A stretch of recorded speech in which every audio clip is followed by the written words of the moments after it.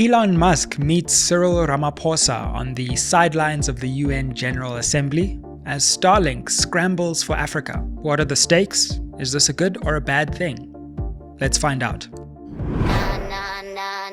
Spread the fire. Welcome back to SMWX, where we explore South African politics through interviews and analysis. I'm Mpofu-Walsh. So, a lot is happening in our country, but Cyril Ramaphosa is in New York for the UN General Assembly, and nowhere better to start than with his meeting with none other than tech billionaire and Twitter troll Elon Musk.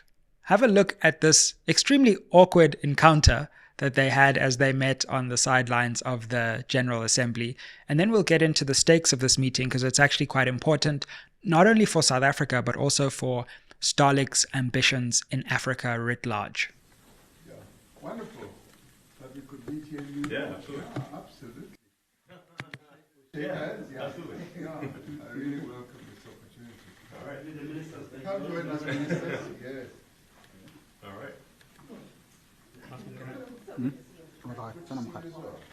you so much.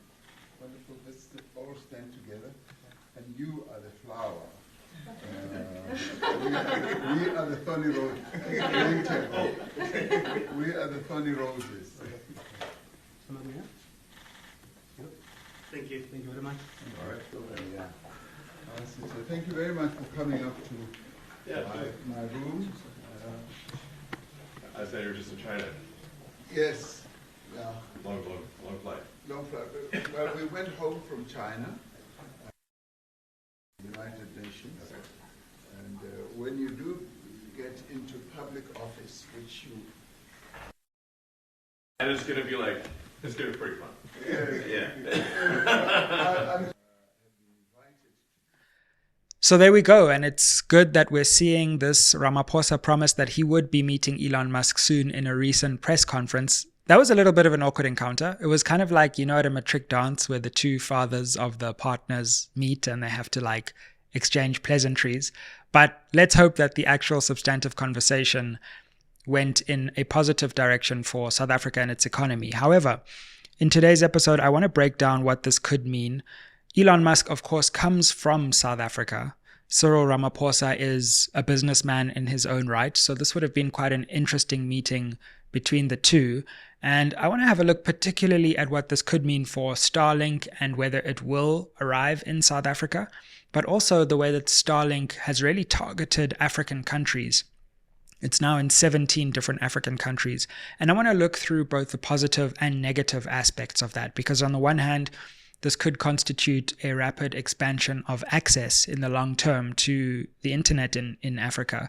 But on the other hand, we want to avoid a situation of digital colonialism and a concentration of power in just one person's hands over South African and indeed African access to the internet.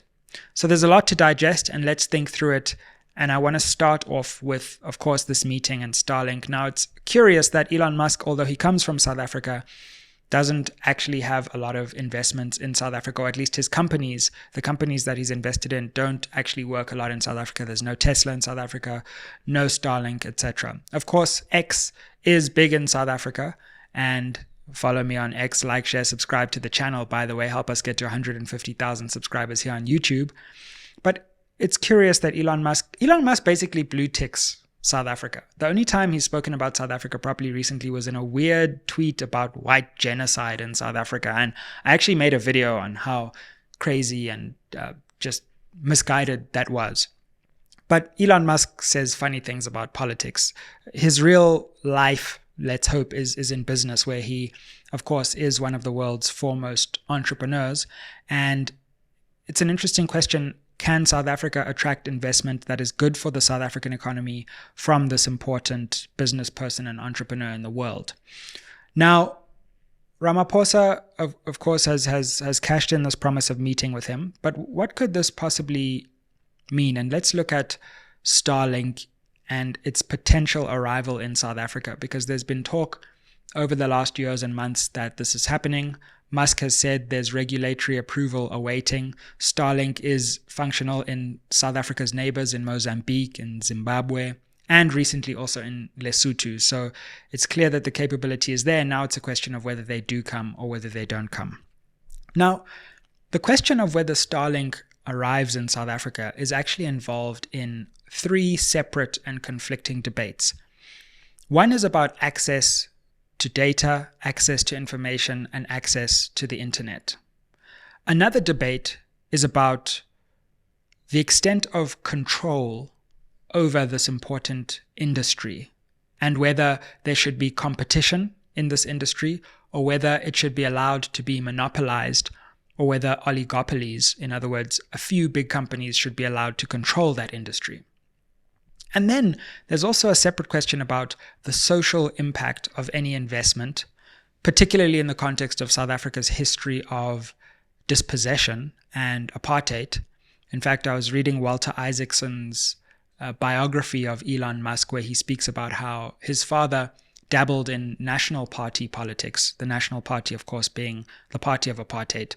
So there are interesting questions about historical redress in this industry, but also how any foreign investor comes into South Africa and what social role they need to play when they're here.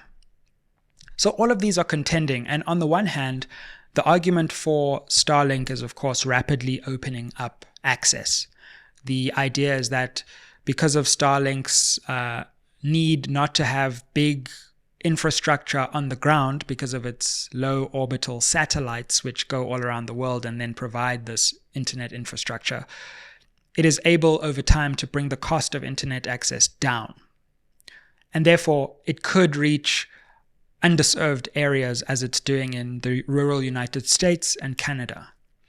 But there is some problem to this argument because actually, as it has played out in Africa, for example, in Nigeria, and we'll get on to some of the African case studies because there's a wider African question here, and indeed in Zimbabwe, Starlink actually hasn't been a whole lot cheaper for customers. Actually, it's been going to middle class and wealthier customers. And the reason for that is in order to connect to Starlink, you still need to get one of these devices. I actually don't know exactly how it works because I'm a South African who doesn't have Starlink.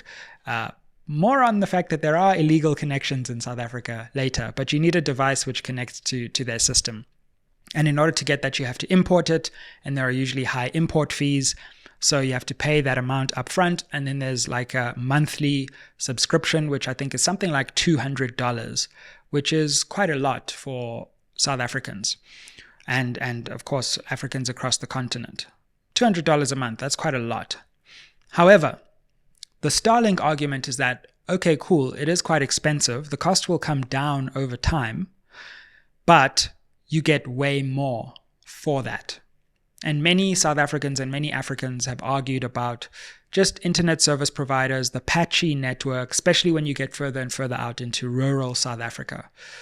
And Starlink can apparently get you up to 200 megabits per second. So that's serious speed. That would help SMWX to release a lot of episodes very quickly.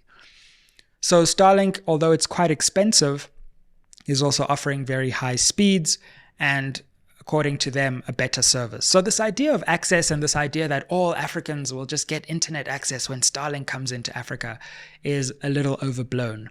But what may happen is that the high speed access to internet, maybe in higher segments of the market, will begin. And then over time, if Starlink is able to bring those prices down, as is its mission, then we could see wider access. And of course, apparently, because of the satellites, you are able to get access in rural areas, etc. So governments may be even tempted to invest, even if it is relatively high at the start, to make sure that citizens actually get this access. So to the extent that access to the internet is a good thing, and spending time on social media may disprove that theory, but to the extent that widening access to information is important, many people are in support of Starlink arriving in South Africa and its increasing mission to spread across Africa, because it is true. We need more access.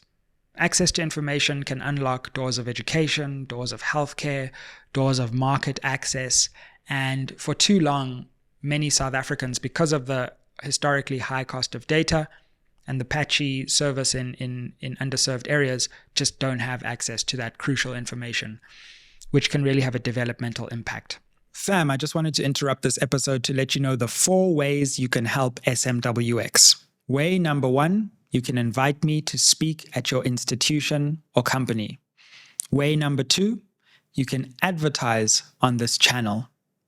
Way number 3, you can become a member of this channel. The link to the membership is down below.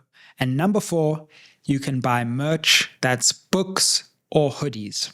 Now let's get back to the episode. All our contact details are in the description box below. Now, on the other hand, there is a question about market concentration and market competition, and also the power that would be in the hands of Starlink if it is to grow within the South African market and indeed across the African continent. Because in each African country, although I generalize a bit, there is really an oligopoly of telecommunications companies. We know that in South Africa, you have your traditional telcos. It's very similar in places like Zimbabwe, in Nigeria, and in fact, South Africa's MTN is in many different African countries as a player.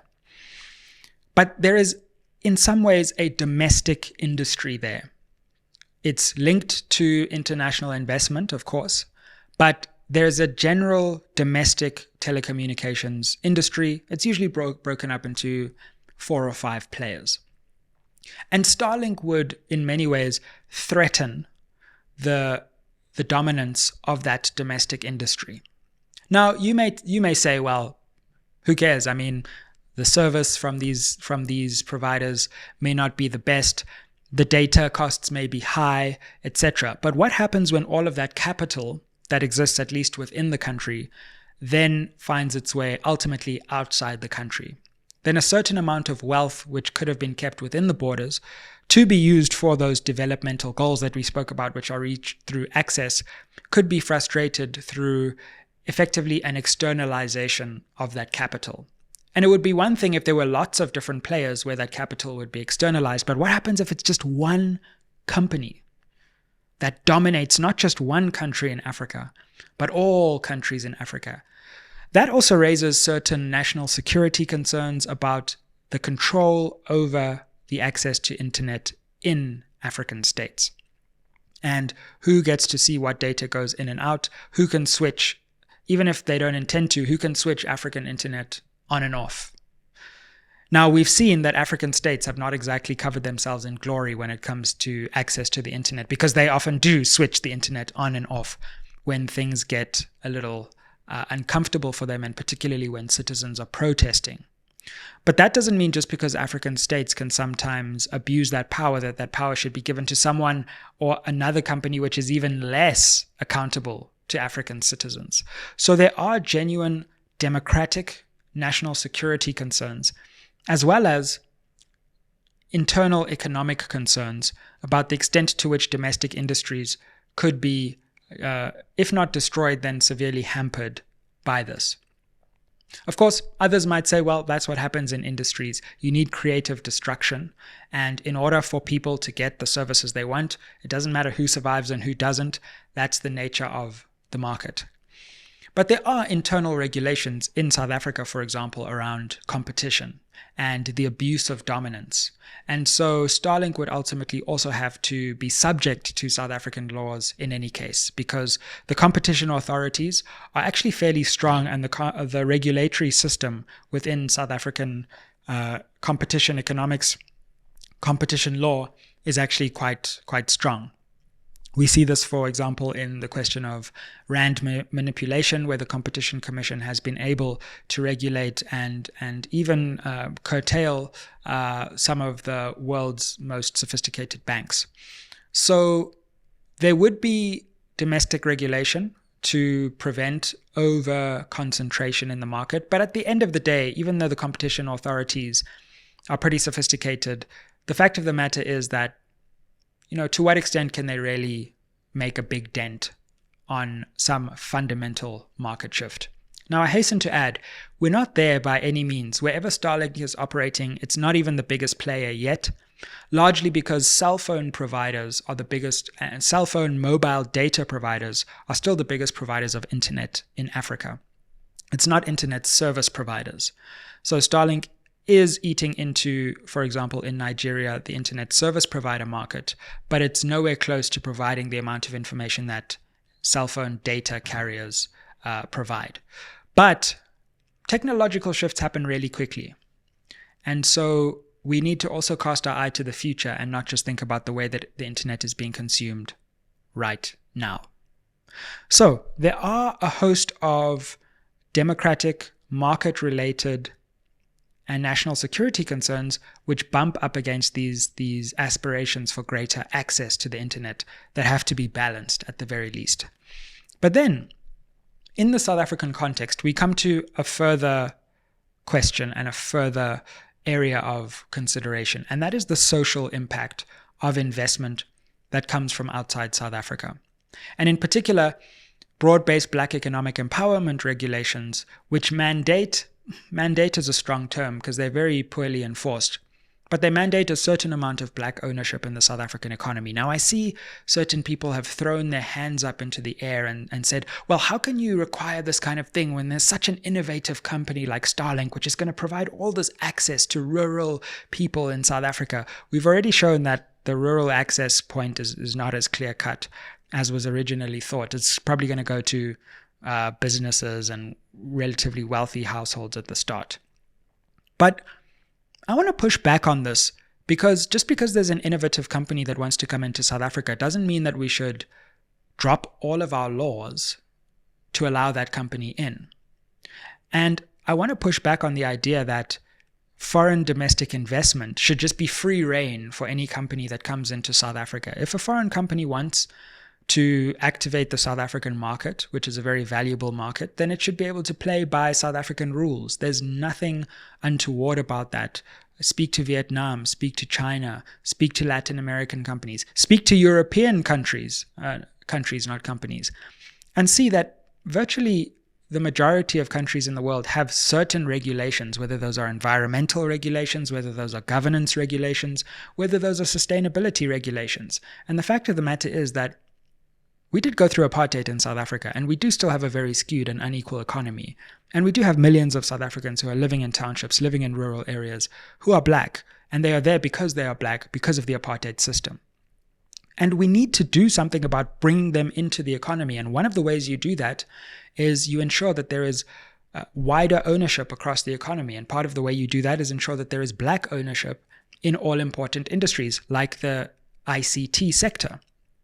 And so I must say, I don't say this often, but I agree with Cyril Ramaphosa when he was asked this question, what about these regulations?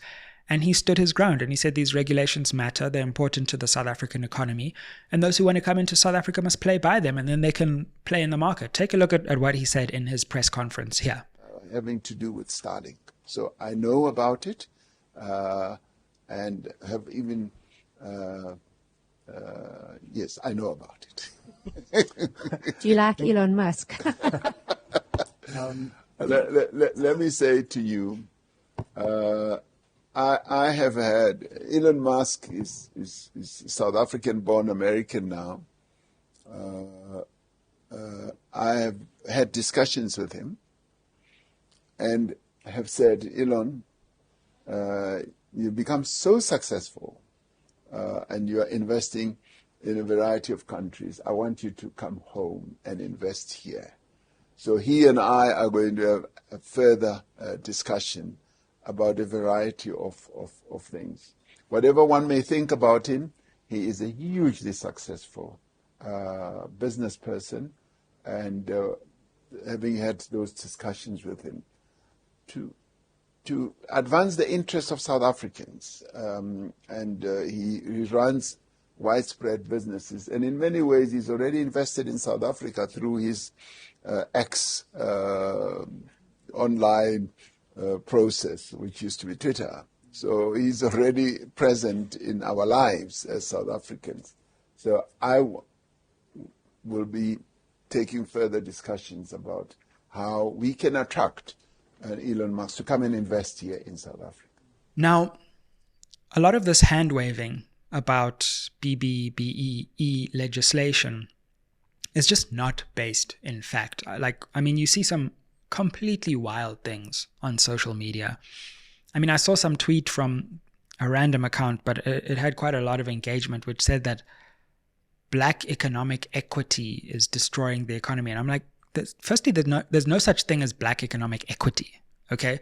There's broad-based black economic empowerment and there's employment equity. And those two things are different. They have different regulations. But secondly, when you really look at the enforcement mechanisms of these laws, they're extremely light. And companies have been getting away basically scot-free for 30 years by either nodding to these regulations or really just ignoring them. So this idea that you go to jail if you don't actually empower black South Africans in your ownership structure is just far-fetched. The corporate world globally is increasingly moving towards what is called ESG investing. That is investing which considers the environment, which considers social sustainability, and which considers sustainability in terms of governance structures and avoiding corruption and that kind of thing.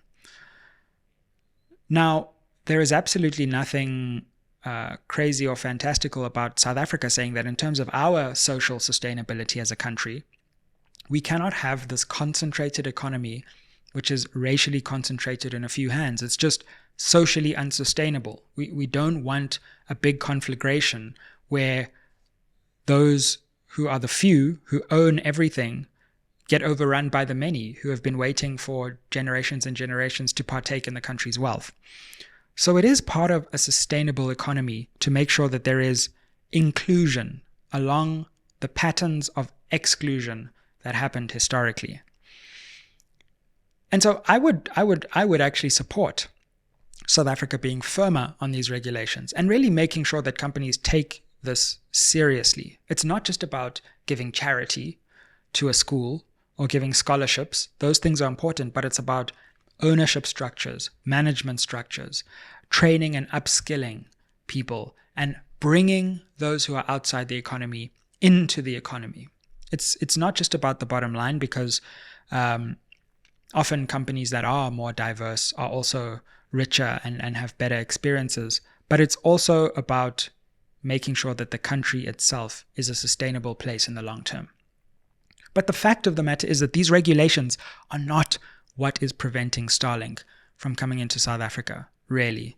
Because if you actually look at the facts, ICASA, which is the body that is managing the licenses for this in South Africa, has suspended these regulations so far for an indefinite time. Also, over the last 30 years, these regulations have been extremely, in this sector, poorly enforced. So there are already players who don't play by these rules who are operating in South Africa. And in addition to that, ICASA has published new draft regulations which will specifically look at this satellite-specific sector.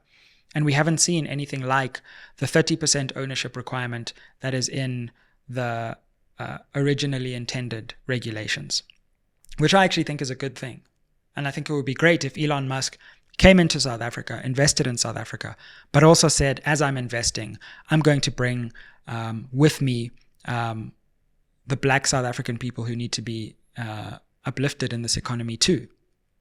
And that would be a great symbolic statement, as well as a material one.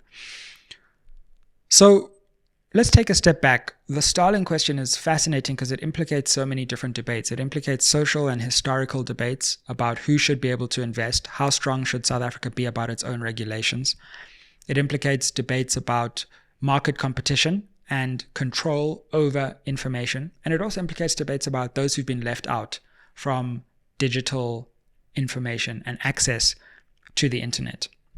And the debate goes in many different directions. And this is probably what the South African government and Cyril Ramaphosa are juggling with as we speak. I want to end off by just situating this within a broader South African and African context, because Starlink is not only operational in Western countries, but it is really making a push in Africa.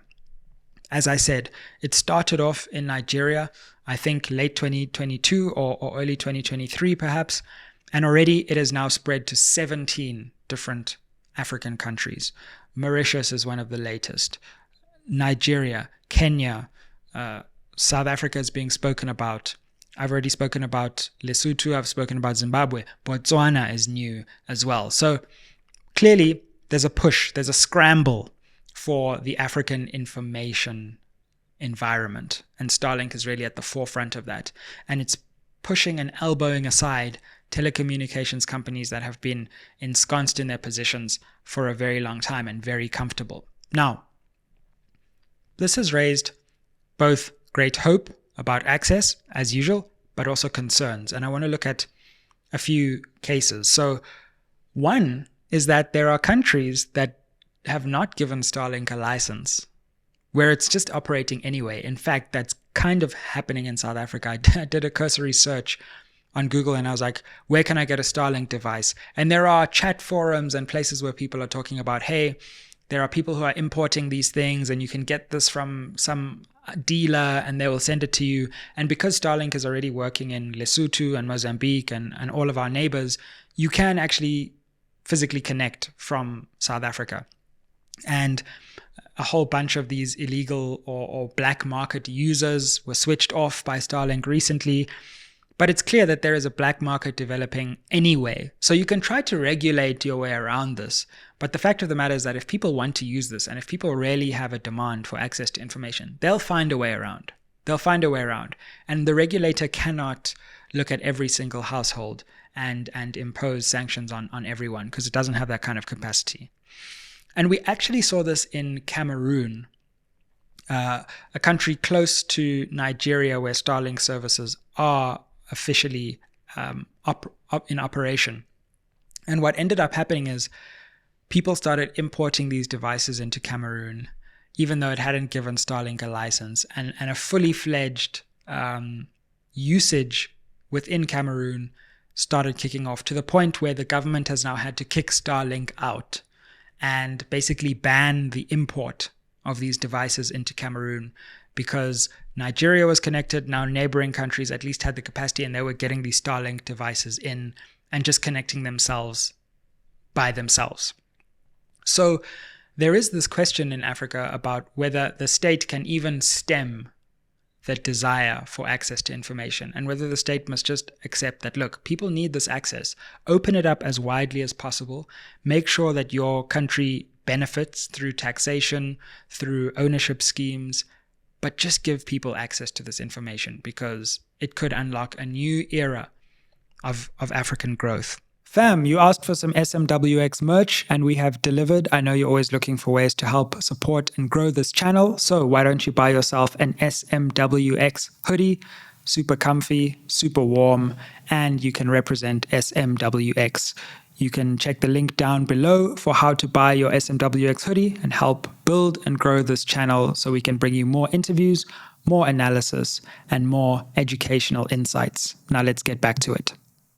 Now, there have also been a lot of questions in African countries, like I said, about competition, because these telecommunications companies, you've got like Safaricom in Kenya, you've got the network of telcos led by Strive Masiviwa in Zimbabwe, for example. These telcos have really said, hey, hold on a second. If we take this too fast, we're going to get destroyed here. And what would that mean for our domestic industry? But what they've also been able to do is partner with some of Starlink's competitors, because Starlink isn't the only company that's able to do this, although it is the leader.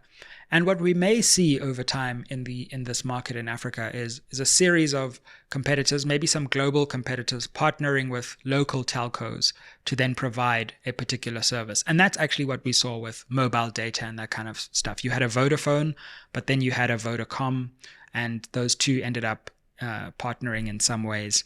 And so you might have this collaboration between international players and local players, but not a complete destruction of the local industry in favor of the international industry. It's a fascinating economic and geopolitical question to watch, and I hope this has given you some insight into whether Starlink will come to South Africa, what that meeting with Cyril Ramaphosa might all have been about, and what the African implications for this are. Keep it locked on SMWX. Help us get to that 150,000 subscribers. Like, share, subscribe, comment down below, We always encourage your comments. I offer my reflections and my thoughts. They're not always right. And we deepen the debate in the comments. So I look forward to seeing you there, and keep it locked on SMWX. Aye, yeah.